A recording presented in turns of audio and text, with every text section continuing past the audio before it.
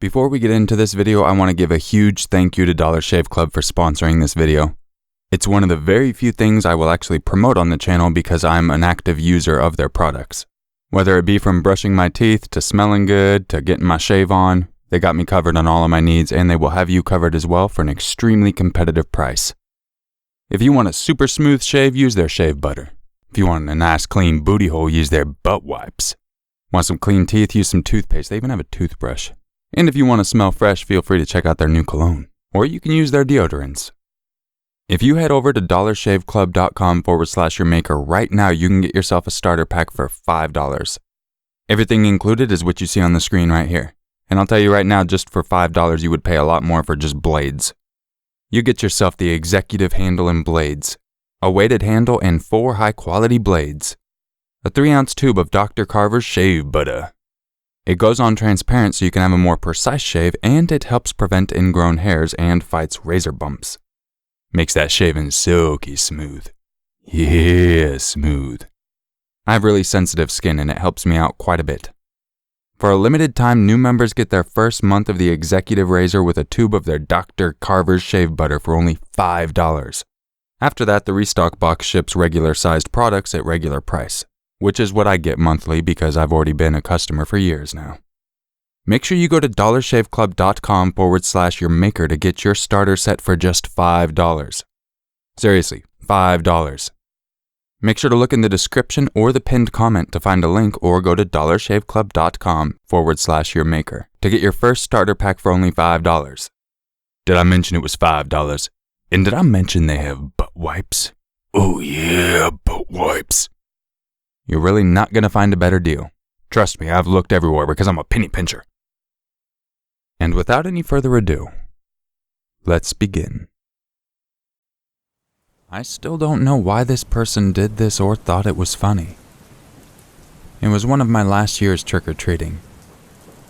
I loved and I still love Halloween, so I always planned on leaving the house as early as possible and staying as late as I could without harassing people in the neighborhood. My friend and I were about 13 at the time, both girls. We were heading home from a long night of trick-or-treating, exhausted. It was around 10 at night, if I recall correctly.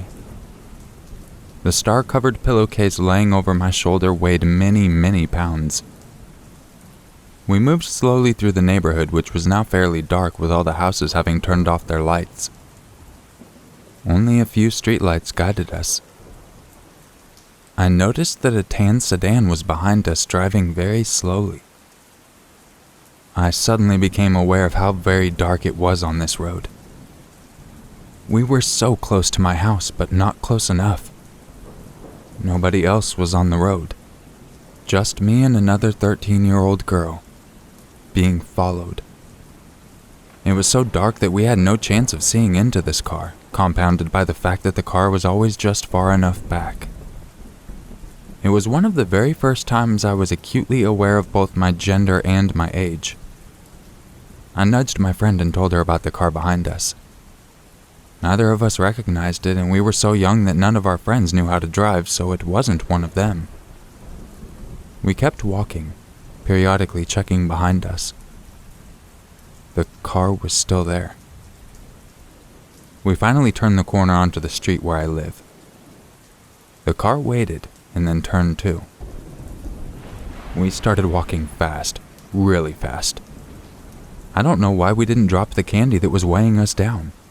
Maybe we were trying to be subtle until we got into view of my house and then sprint for it.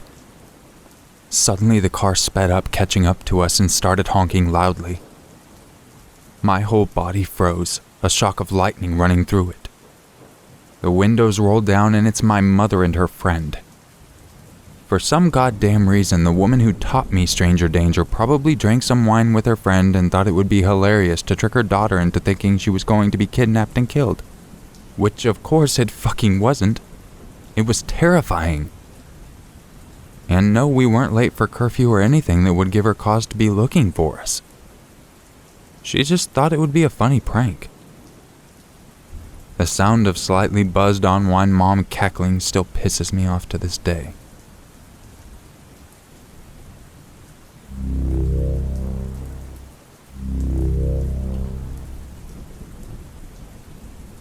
When I was in 6th grade, my uncle forgot to pick me up, so I sat obediently in the waiting shed at our school.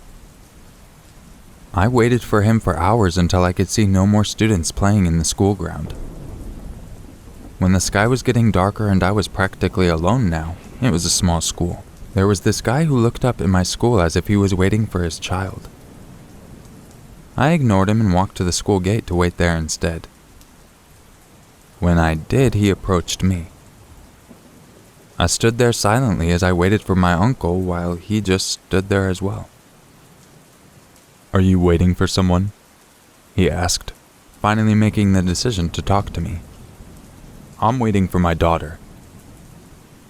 I merely nodded at him, quite nervous. For the next few minutes, he engaged me in a casual conversation about the school and about his daughter. I didn't mind at first, but the sky was really getting darker, so I was very worried and ended up not listening to him. Then he started to come closer. "Look, it's going to rain," he pointed out, voicing out my concern. "The van's coming any time to pick us up, so let's just wait." Immediately, I got the chills when he mentioned van, because during that time vans were popularly used by kidnappers. Alarmed, I moved away from him and decided to wait by the bakery across the school. However, as I distanced myself from him, he reached out and grabbed me. This provoked me to flee. "Hey, wait!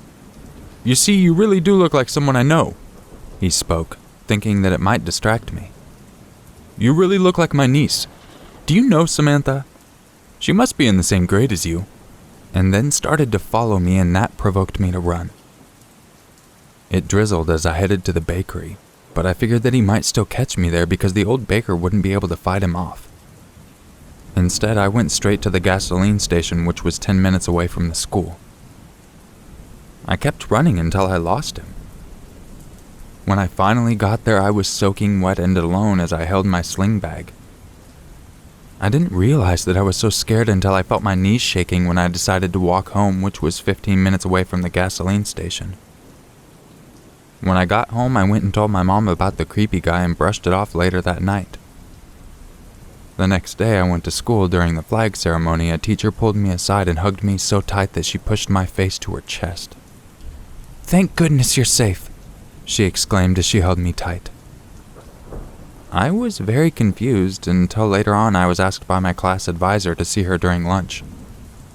As requested, I went to see her. In her office, I saw the same teacher who had hugged me during the flag ceremony, along with a bunch of teachers. She narrated to them how she had witnessed a man following me as I ran away. They started discussing about it and the recent 2 students who were kidnapped from my school. When I went home, I was very shaken to have been informed that I could have been kidnapped, chopped, and sold to sick people out there. As I entered the house, I saw my parents talking with 3 men and with my uncle, who was the police. That night, they interviewed me about the old man, but I could only offer little information that really didn't help them much. I didn't know what happened then. However, thinking about it now, it is indeed the scariest thing I have encountered yet.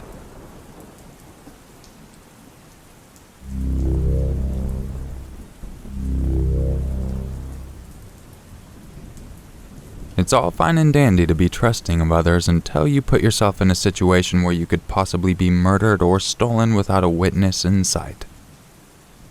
My freshman year of college, I lived with my now ex-boyfriend in an apartment attached to our landlord Charlie's house. A long, lonely road led up to my driveway, and the acres of gardens and grass on the property required constant maintenance, so Charlie would often hire help. During one summer, Charlie hired a man who needed work but was having a hard time getting back on his feet after family difficulties. Charlie helped tow this man's broken car onto their property, and the man lived in Charlie's house and worked to earn money to fix the car. I had never been formally introduced to this man, but he was recognizable with this long, dark, dreaded hair. I saw him every day for about a month. One night at around 8 p.m., I heard a confident knock on my door. Opening the door, I saw Charlie's worker. He lifted a hand and waved hello, and I waved back. "Oh," he said. I was looking for your husband." "My boyfriend," I corrected. "And he's not home. What do you need? I can take a message." "I'm sorry for it being so late, but I really need a ride to DHS tomorrow since my car is broken. Charlie won't be home tomorrow. I'm trying to work out things with my kid and my ex-wife." "Will your boyfriend be home tomorrow?" he asked, sounding legitimately distressed. "Well, my boyfriend won't be home, but I'd be happy to give you a ride," I said nonchalantly. DHS was pretty close, and it was summer. I was finished with classes and bored out of my mind on the days I wasn't working my part-time job. "That would be really great," he said. "Yeah, no problem," I replied. "See you tomorrow at... when?" 8 in the morning if you can do that." "Yeah, for sure. Good night." I shut the door. Walking to my bed, I set my alarm for 7:30 in the morning. The next morning I woke up, dressed myself, brushed my hair and teeth, and went outside to sit in my 1995 Oldsmobile to wait for my passenger. The man came out of Charlie's house and hopped into my passenger seat. "Sorry it's so humid in here, and a little bit of a mess. I just turned the AC on," I said. "Don't worry about it," he replied. "Hey, just a second. Can you pull up next to my car over there so I can grab something of mine?" "Yeah, of course," I responded. I pulled alongside his broken-down car. Leaving my passenger door open, he opened my back door and his back door, grabbed a box of items and threw them into my back seat. Watching him, I quickly felt that something wasn't right. I gripped the steering wheel and looked straight ahead, feeling my anxiety heighten. Then, throwing himself back in through my open passenger door, he said, "I'm ready." I had no words. My intuition told me that I was in danger, so I shut down. I silently prayed that he just intended to exchange the box of his belongings with someone at DHS. But after a few seconds that felt like hours driving down the desolate road from my apartment, I realized I had put myself into a dire situation. My boyfriend was at work and my landlord wasn't home. I was a very small woman, 105 pounds, young and trusting to a fault. He towered over me by a foot and his shoulders were double the width of mine. And here I was driving him down the road. In my mind, I cursed myself for being so stupid and naive, realizing that my act of goodwill could be the end of me. I knew something bad was about to happen, and I silently prayed that my intuition, which seemed to kick in way too late, was wrong. The man, after letting me drive about a mile or two down the road, said, "Pull over." Without replying, I pulled to the side of the road, shaking uncontrollably. "Give me your keys," he demanded. I slid the car key off my ring, handed it to him, and left the car without protest. The man drove away with my car. At the time, I didn't care about the old car that was just taken from me. Not at all. I just hated myself for not even considering this man could hurt me. Though terrified, no harm had come to me. I got lucky.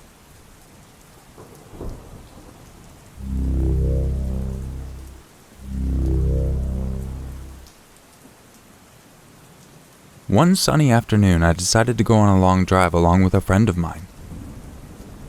We didn't know then that it would be the scariest long drive ever. We decided to visit Elora. We didn't intend to visit the caves as such, but the places around it. Those roads through the mountain gave us a view that we all wanted to experience. We left around 4:30 p.m. and we reached the place around 5:45. The sun was about to set, so we decided to halt, and after we were done with the sunset, we left for our places. I decided to take another route as there is a lot of traffic near the outskirts of Aurangabad. We went through the blue one, but decided to come back through Jatwada. As I took the left from Millawada, things were really normal for about 100 meters, but after 1 or 2 kilometers, the traffic started becoming lesser and lesser. And after about 4 to 5 kilometers after taking the left, I could hardly see any cars, though there were some bikers, but very few. It was a bit dark now, and the absence of hotels and other vehicles started worrying my friend. I tried using the GPS to see whether we're on the right path or not, but there was no network. A few minutes later, it went dark. There was literally no vehicle come by, nor could I see any headlights coming towards us. Then I saw something a few meters away. Coming closer, I realized it was a teenage boy waving his hands and running towards us. I stopped the vehicle as soon as I saw the motorcycle and a man laying on the ground. I don't know why, but something felt really odd to me. Might have been my instincts. I don't know. The doors and windows were already closed, but I also locked them as well. As I saw the guy coming towards us, I also instructed my friend not to get out of the vehicle or open the doors or windows until I said so. As soon as he came near the car, I opened a small portion of the window so I was able to hear what he was trying to say. Before saying anything, he started pulling the handle of the door and then realized it was closed, so he started speaking. "Please help me. My brother and I had an accident. A dog suddenly came in between and we fell down, and now my brother's bleeding from the head. Please save him." I already felt odd, and now his act of pulling on the handled door alerted me. "You need to calm down, please. I'll call the ambulance." "He could die by the time the ambulance might reach. You come down and we'll take him to the hospital." "Okay, wait a second. Let me call the police. I saw a police van a few kilometers back, and the people in the station can instruct them to come this way. They'll get here quicker." "No, don't call the police, just come down." He then furiously starts to pull the door handle again and again. His eagerness to open the door and make me come down there really set off light bulbs in my head, and now I suspected something was really wrong about this accident. I dialed 100. "Hello, sir. I'm on the Jotwada Road now, and there's 2 people who had an accident, and one of them's bleeding. I saw a police van a few kilometers back numbered MH20. Please ask them to come back this way." "Okay, sir. Thank you." They said they're coming in 5 minutes. As soon as I said the police were coming in 5 minutes, he went silent. Then suddenly he started yelling something in another language and started running towards the fallen vehicle. And suddenly the fallen man woke up and a third guy came running from the side of the road and sat on the bike. Seeing all this, I reversed the car and made a hard U-turn and accelerated hard and made the car run to its fullest.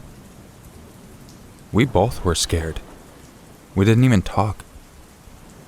I stopped the car near a shop after entering Aurangabad. I got a water bottle and asked my friend to have it. Then I realized my friend was scared as fuck.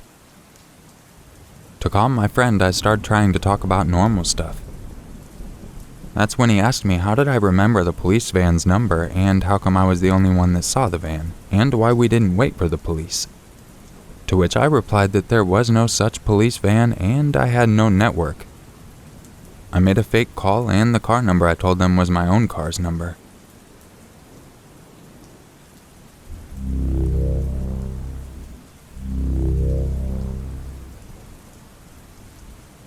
My office is on the 20th floor. I use a Microsoft phone for 4G data and a hotspot. The name of my hotspot is I Am Watching You. I set this name just for fun. The walkway that connects the elevator into my office is extremely dark even during the day. Without the automated lights and the other office lights on, one can literally not see anything. It was just another day at the office. 2 devices were connected to my hotspot, my Mac and my iPhone. When my work got over at around 10 in the night, everyone had left the office and I was the last one to leave. I packed my belongings, locked the door, and took the elevator. When I reached the ground floor, I realized that my Microsoft phone was missing. So I went up to the 20th floor again to check if I had left it there. It was so dark. I looked around watchfully and entered my office. The phone wasn't there. I checked the pockets of my trousers, and it wasn't there. I checked my bag, and it wasn't there. I started to worry. In my mind, I was sure there was no other places where it could have been misplaced. I was just getting worried until now. Just concerned. Nothing else. Here is when things changed. I called my phone from another phone in the office. The call got connected. I said hello. There was an absolute silence marred intermittently by some vague ruffling noise. I freaked out terribly. I started sweating all over. I knew that no one could have taken it. Everyone had left minutes before I left, and I was sure I took my phone. In an intense hurry, I rummaged through my bag and reached out to my iPhone. Things got really creepy here. I checked the network on it, and it said, "I am watching you," which means the Microsoft phone was somewhere there, but I could not see it. Instantaneously, a sharp chill engulfed my spine, making me shudder. The air around me started getting chill. I could hear a subtle, distant, faint percuss encircling me in discordant pitches. I froze and locked myself in a corner, gasping profoundly. I turned on all the lights desperately. Someone was near me. On my left, on my right, just behind me. I could see the robe. The hair was just breezing by. I could feel someone monitoring me at close quarters. I could hear the lock clicking. The lights started flickering. Distant beastly laughter ripped my pounding heart apart. The rug moved a bit, knocked the wind out of me. I was sweating all over. I could feel the sweat dripping from my face and my hands. I could feel my thighs were getting wet. I could literally hear my heart beat. I wanted to shout for help, but no words came out. I was petrified. I could see my masculinity jumping out of the dark, eerie window. I had never been so scared. I whispered a hurried prayer and took careful steps towards the door. All I wanted to do was run away. As I walked towards the door, I could feel a cold breath brushing my neck. The hair on my neck rose abruptly as I screamed loudly. As I landed my butt on the door, I could feel something under my butt. The Microsoft phone was in my left rear trouser pocket. I had checked in my trousers bag, but I had forgotten my left rear pocket. The touch screen is also screwed up so calls get connected when I keep the phone in my pocket. Everything I felt was a manifestation of my thoughts. I genuinely thought I would die. I was convinced that there was a paranormal being around me that night. When I reached the ground floor, I wholeheartedly thanked all the gods out there. The security guards looked at me suspiciously. I was drenched in sweat and tears. Boy, was it scary.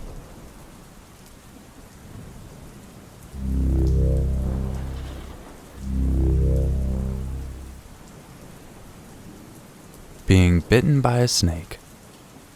It would have been nice to be bitten by a snake I did not see, but I knew the snake was in the box and had to stick my hand in anyway to save a puppy. I knew it was going to bite me. My mother had a dog in the open garage with a litter of week-old puppies in a box. I heard the mother dog barking ferociously and I went to investigate. She had all of the puppies out of the box except one. Inside the box was a copperhead moccasin curled up to one side and a puppy on the other. I knew if I went to go get a shovel or something, the snake would probably bite or eat the puppy before I returned. I had a split second to make a decision. My hair was standing on my neck. I had thought, if you hold your right hand up towards the snake, he'll watch it and you can grab the puppy with your left. It wasn't a conscious thought, more of a this is what I'm doing. As soon as my hand entered the box, he struck. I was committed to grabbing the puppy, and I did. The snake had firmly stuck its fangs into my hand. I instinctively pulled away and felt myself pulling the attached snake's weight with me. I felt him inject the venom with a twitch. It immediately started burning. The snake released and dropped onto the ground outside of the box. The mother dog attacked it and it slithered out of the garage with a crazed mother on its tail. She chased it into a ditch. I looked at the puppy, which appeared fine. I looked at my hand, and there was the classic fang punctures on the top and a row underneath from the lower teeth. it didn't hurt as bad as I thought. I had a fleeting thought that it might not be that bad of a bite. When you're a teenager, you think these things.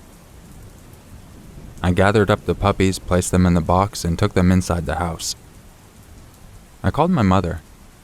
She asked how my hand looked, and when I looked again, it was swollen to the size of a baseball. That's when I knew this was bad. My mother told me to call an ambulance. That is the scariest moment of my life. That moment where I had to decide to stick my hand in a box with a copperhead moccasin. But thankfully I recovered.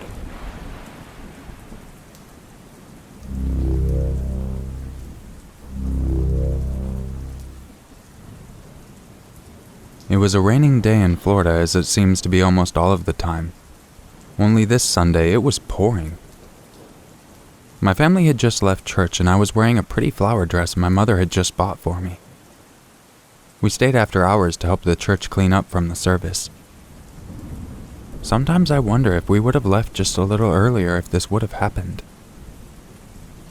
We were driving down the highway at a nice, safe speed until all of a sudden I heard my dad say in the most calm tone, "Oh crap," and then a loud crash.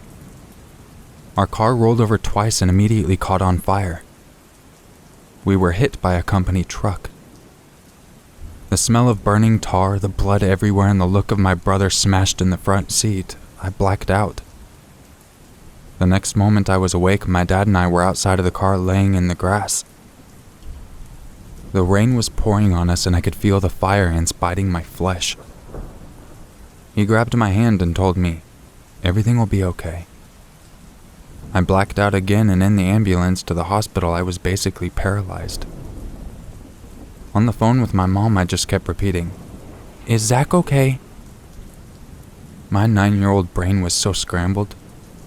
I thought we were going to die. It took me 2 weeks to fully recover and my brother Zach even longer. His intestines were crushed and he couldn't eat food for weeks. My dad broke his collarbone, almost his neck, and still suffers to this day. My brother Alex got punched in the face with an airbag and still suffers pain from his bulging discs. I cracked my head open to the skull, broke 3 fingers and my wrist. I still suffer from memory loss issues. These injuries don't sound that severe, but when you look at the work this truck did to us, you'll wonder how we even survived. I have no idea how we did. I won't post pictures of my brothers because I'm not sure they'd want them in the world. My mom says God was with us that day. It scares me to think of how close I was to death at the age of 9.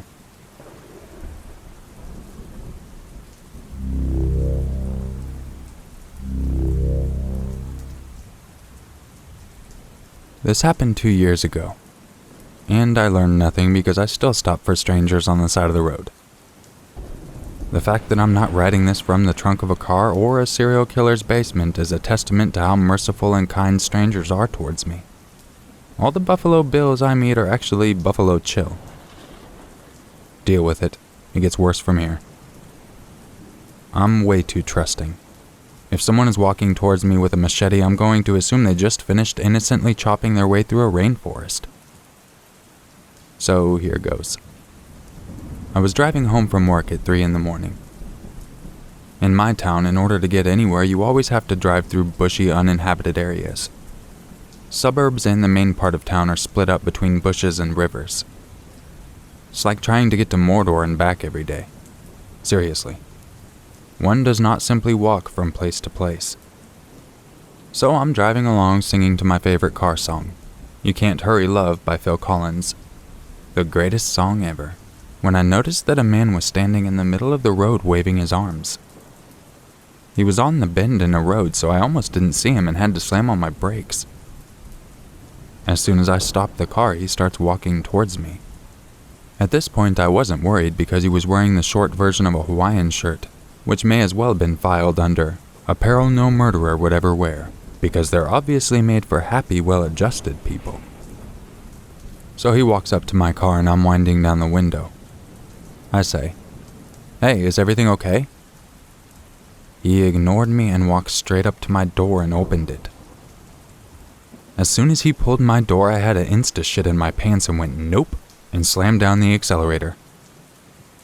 The weird thing was the force of the car taking off made the car door swing backwards and hit the guy who was still standing there.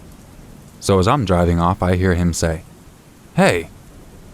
Like, hey what? "Oh, sorry, my car door hit you in the middle of you trying to turn my skin into a lampshade. My bad." I'll tell you now, for the rest of my drive, my heart was thumping something fierce, and I kept thinking about his shorts, and why would someone wear those cheery shorts be so creepy? There is the slightest possibility he meant no harm, but it was the middle of the night, and I reserve the right to assume every midnight meeting is a possible Jason Voorhees or Michael Myers situation. Every single time I drive through that area, I always point out to my sister where he was standing. Right there. He was standing right there. I nearly died. You didn't nearly die. You're fine. Nobody's getting your organs but me. What do you call it when the twin dies but the other's still hanging around? A twiddo? You were almost a twiddo. If you're thinking, is that all? He opened your car door and you went apeshit and drove away safely? Well, yes. That's what happened. I'm sorry, but I'm not M. Night Shyamalan, and I'm not going to be dead all along to just make it interesting. I was scared.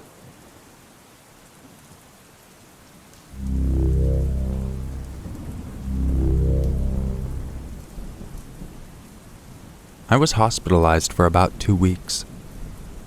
During my time there, it was required that I was to be assigned a monitor, a nurse to stay in the room with me 24/7. Every few hours, I'd meet a new nurse after their shift ended. Each nurse was kind, empathetic, and sweet, of course. They didn't judge. They were understanding of my situation and didn't let that ruin the fun. We talked, watched movies and YouTube, played with the makeup, and I shared my writing with them, etc. There must have been a mix-up when a male monitor showed up. The thing is, I requested female monitors only. The entire vibe of the room changed. I was immediately uncomfortable. I didn't want to make a big deal at first, since my stay there had been nothing but warm. To make matters worse, it was around 2 a.m., so the hospital was dark, empty, and quiet. This man was awkward. He wasn't like the welcoming, upbeat nurses I'd had so far. He stayed in the dark corner of the room by the desk, just watching me. I tried to pay attention to the TV, but I felt his eyes staring into me with hunger. Every time I'd try to glance over to him to give him a smile, he'd quickly look away. His leg was shaking and he was jittering in his seat. He kept doing this thing where he'd open his mouth as if he was going to speak, but then stop. Is he nervous? I thought. He suddenly started spinning in his chair very slowly. "So," he says, slapping his hands on his thighs. "Where are you from?" "Oh, just a little ways south of here, you know." Cool. How old are you?" 17. He smirks, asking more generic questions that I try to answer as blandly as I possibly could to hint that I don't want to talk. The energy he gave off sent shivers down my spine. When I looked into his eyes, it looked like something was missing. I don't know how to describe it, but it felt off and I wanted nothing to do with it. The conversation fizzed out. Silence once again filled the room while the TV barked in the background. He just kept readjusting himself in the chair, once every few minutes gazing up at me. He finally works up the courage again to ask, "Hey, have you ever been up to the roof?" "No, the roof?" "Yeah, we take patients up there all the time, to see the view." It hadn't even been 20 minutes since his shift started. I was also on bed rest, weak and sick. Why? Well, I mean, some patients need help exercising, you know. Can't rest too much. How am I supposed to get up there with all this stuff in my arm? I was referring to the IV, trying to make excuses. "I can get a wheelchair for you. Don't you want to see all the lights?" There was a hint of irritation in his voice. "So other patients go up there too?" "Yeah, but let's go. Me and you. The tone in his voice still haunts me. I heard that cringing excitement as his face lit up. He was now energized, pestering me to make a choice. You want to go with me? Thankfully, my doctor walked in to run a few tests and check up on me as they did every 4 hours. The monitor must leave the room so the doctor can perform her tasks. As he left, I let out a big sigh of relief. How's it going, sweetheart? She asks, fluffing my pillow. Good, but I don't want to bother you, but I'd like female monitors only. Please? I'm sorry, I say, looking down. She looks into my eyes, only imagining how frightened I must have felt alone in this room, knowing my history. There's a look of empathy in her eyes. Honey, I'm so sorry. There must have been a mistake. I'm fixing this right now. After my doctor finished checking everything, she left. The monitor walks in to grab his bag and winks at me on his way out. In comes a new monitor. She instantly cozies right into the couch next to me. We have a great time. Hey, can we go to the roof when the sun comes out? The roof? She snickers. Why? Well, don't you guys take people up there? She paused with a serious look on her face. To the roof of the hospital? No. No, we don't. I don't even have access to the roof. I'm sorry? Oh, no worries. I don't want to go anymore anyway.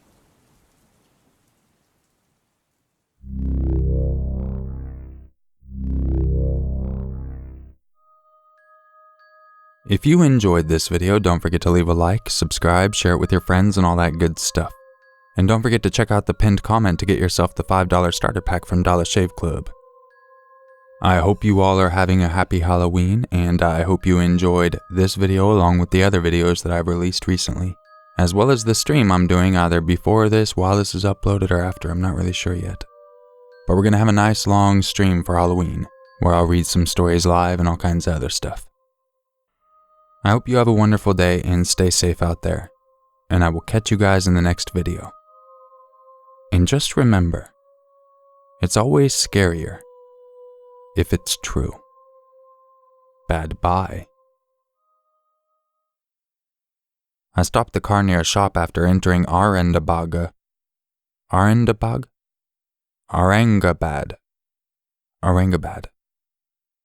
I stopped the car near a shop after entering Aurangabad. Fuck, god damn it. I stopped the car near a shop after entering Aurangabad. Fuck.